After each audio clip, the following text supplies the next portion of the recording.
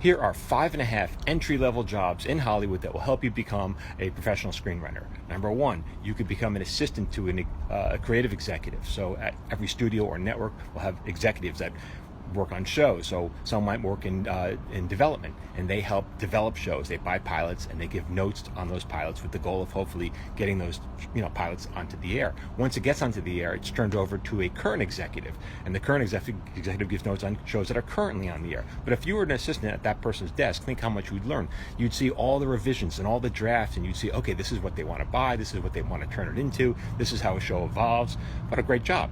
Another job you might have would be an assistant for an agent. And at an agent's desk, you'd see thousands of scripts that were good enough to get agents. And again, read them all, and that's how you learn.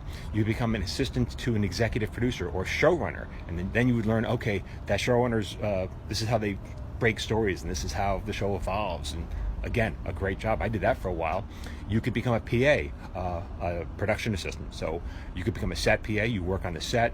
If you're watching a movie on location, you've seen those guys. They're usually at the end, and they have headphones on, right? And they're yelling, "You can't come here, we're shooting."